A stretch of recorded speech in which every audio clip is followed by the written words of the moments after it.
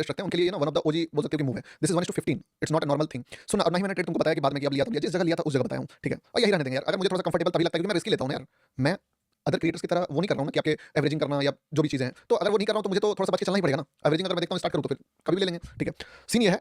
और कभी अगर हाई एक्यूरेसी ट्रेड मिलता है तो मार ही देता हूँ, तो टेंशन क्या, जो चल रहा है वैसे ही चलने देते हैं, ज्यादा भी स्ट्रेच नहीं लेते हैं, ठीक है। एक लेवल वो भी क्रॉस आज नहीं तो कल क्रॉस कर ही देंगे, टेंशन नहीं है। सीधी सी बात समझना माइंडसेट किस तरीके से मेरा गया। मैंने बड़ा टाइम फ्रेम देखा ट्रेड का कि ये वन डे के टाइम फ्रेम पे क्या कर रहा है। तो जब मैंने वन डे के टाइम फ्रेम पे इसको देखा तो मुझे एक चीज फील हुआ कि मार्केट के पास टोटल दो लिक्विडिटी है बड़ा बड़ा। एक ये जो कि यहाँ पे है, अगर मार्केट के पास चार्ट पास्ट का रहता ही नहीं, बस यही चार्ट रहता, तो मैं कभी भी यहाँ पे बाय करने का सोचता भी नहीं, मैं सेल का ही सोचता या फिर सोचता ही नहीं कुछ करने का। बट मेरे साथ क्या हुआ कि मैंने देखा कि मार्केट ऑलरेडी इसके ऊपर भी एक लेवल है जो एग्जिस्ट करता है, और ये कभी आपको जो बता रहा हूँ ये चीजें इंडिकेटर आरएसआई और बोलिंजर बैंड में आपको नहीं मिलेगा। This is all liquidity. Liquidity मतलब सिर्फ ये नहीं होता है कि आप कहाँ पे बाय करोगे या कहाँ पे सेल करोगे। लिक्विडिटी आपको डेस्टिनी भी देता है कि क्यों बाय करोगे या बाय करोगे तो सेल करोगे। लिक्विडिटी आपको ये भी देता है कि मार्केट में ब्रेकआउट आएगा कि नहीं आएगा। लिक्विडिटी आपको ये भी देता है कि मार्केट ट्रैप करने के लिए मूव करेगा, एक्शन करने के लिए मूव करेगा, रिएक्शन करने के लिए मूव करेगा। तो liquidity has lots of answers. अगर आप लिक्विडिटी को पकड़ते हो तो इन दो लाइन के बीच में मार्केट ही सिमट जाता है, अगर आप सही ढंग से इन दोनों लाइन को मास्टर कर लेते हो। तो मैंने क्या देखा कि मेरा एक लाइन यहाँ पे इस हाई पे, दूसरा लाइन मेरा इस हाई पे है। अब मुझे एक चीज नोटिस करना है, अगर मार्केट डेली कैंडल में तो इसके ऊपर था, 1 मिनट कैंडल पे एक बार सिर्फ गिरा है तो फिर मुझे उसको बाय नहीं करना है, क्योंकि अगर मैं फर्स्ट बायर हुआ ना तो मैं फंस सकता हूं। तो एक चीज क्या हुआ, ब्रॉडर डेस्टिनी मार्केट इसको खींचेगा। ये क्या है, दिस इज अ मैग्नेट। एक मैग्नेट टूल लगाता हूं, ठीक है, दिखाता हूं तुमको टूल किधर से आएगा। मैग्नेट कहां पे है जी, कौन सा चार्ट है भाई, मैग्नेट लग ही नहीं रहा है। अच्छा इस पे दिखेगा मैग्नेट को,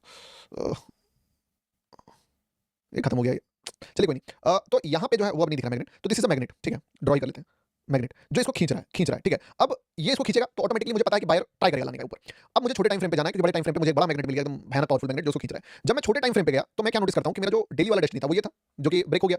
तो मार्केट को मैंने क्या देखा कि एक बार यहाँ पे मार्केट इसको ब्रेक किया, अगर इसके नीचे मुझे कहीं से भी बाइंग मिलता तो तुम्हारा भाई नहीं पकड़ता, क्योंकि पहला बायर बनना बहुत ही मुश्किल होता है, और पहला या दूसरा फर्स्ट बार पे पकड़ भी लो तब पकड़ो जब ऊपर में डेस्टिनी खुला हो, पर चूंकि लिक्विडिटी लिया है तो मैं नहीं पकड़ूंगा। पर मैं जब चार्ट देख रहा था तो ये ऑलरेडी एक बार यहाँ से यहाँ तक पहुंच गया है, मतलब ऑलमोस्ट लेवल तक, ठीक है। दूसरी बार ये बोल सकते हो कि यहाँ तक पहुंच गया है। लिक्विडिटी कहाँ पे, वैसे लिक्विडिटी यहाँ पे देखना, इस लाइन को ड्रॉ करो, डिलीट करो, ये कोई काम का लाइन नहीं है, ये है वन डे का टाइम फ्रेम। यही ना दो लाइन है, येलो कर देते हैं तब ज्यादा बेटर समझ में आएगा। इस लाइन को येलो कर देता हूँ, येलो। अब जब मैं 1 मिनट के चार्ट पे जाता हूँ तो 1 मिनट का चार्ट मुझे ये बताता है कि मार्केट एक बार यहाँ पे टच करते करते गिर गया, this is the best thing, लेकिन वहां से गिर गया मार्केट। लिक्विडिटी लिया, बेस्ट लिक्विडिटी जो था उसको लिया मार्केट, हिम्मत करके उठाया, उठा के लिक्विडिटी के पार लिया, पार किया, वापस गिरा, गिरने के बाद फिर पहुंच गया लगभग लगभग वहीं पे, पार नहीं कर पाया, इस लाइन को पार नहीं किया, लेकिन जो नीचे वाला मेन फायर वाला लाइन था उसके ऊपर जाके क्लोज कर दिया डेली वाला।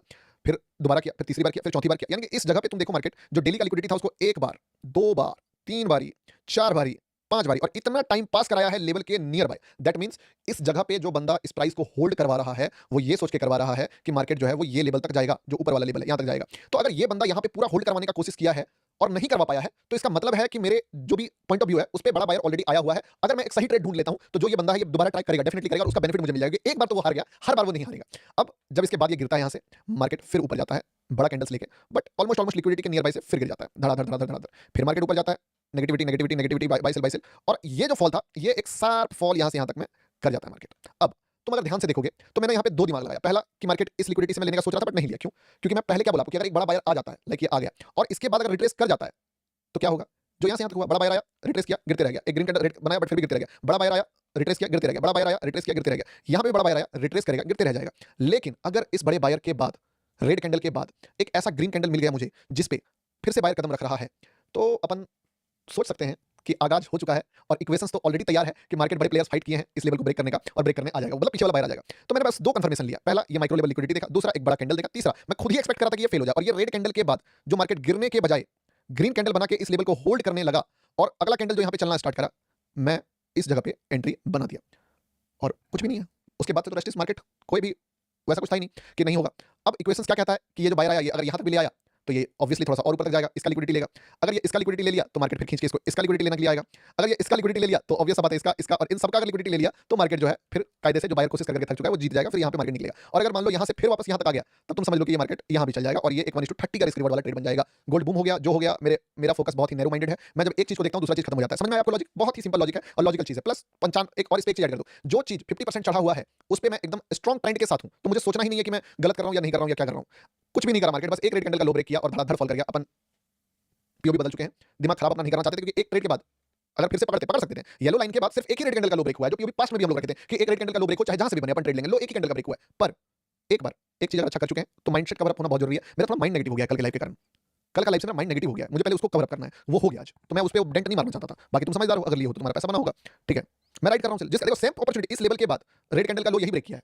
Good night bro, ease of farming, no problem sir. तो अपना मेंटल जो ये है वो रिकवर कर रहा था मैं, वो हो गया रिकवर। मैंने 1:10 का ट्रेड मारा, 9.5 का हो गया, मुझे फील हो रहा है कि चलो बस अब देख लेंगे जो भी है। चलिए लाइव खत्म करूंगा उससे पहले मैं आपको बोल देता हूं जो चीज़ बहुत ही इंपॉर्टेंट है। आज है फ्राइडे, ठीक है? आज फ्राइडे है मेरे भाई, और 2 दिन अभी मौका मिलेगा सैटरडे संडे तुमको ग्रुप जॉइन करने का, ठीक है? ट्रेड्स तुम देख चुके हो और आप फार्मिंग ऑलरेडी ग्रुप में चल चुका है। एक से बढ़कर एक अपॉर्चुनिटी ग्रुप में मिला है आज के डेट पे। तुम देखो यार, एक दिन में ये वाला बाइंग भी और ये वाला बाइंग भी दोनों ही बता दिया गया है। तो और दोनों चल रहा है, ऐसा नहीं है कि दोनों कम चल रहा है, दोनों फाड़ के चला है। ये वाला अगर तुम देखोगे तो तुमको दिखेगा कि एक चला है ऑलमोस्ट 1:10 मानते तो 1:8 ही मानते, 5 ही मानते।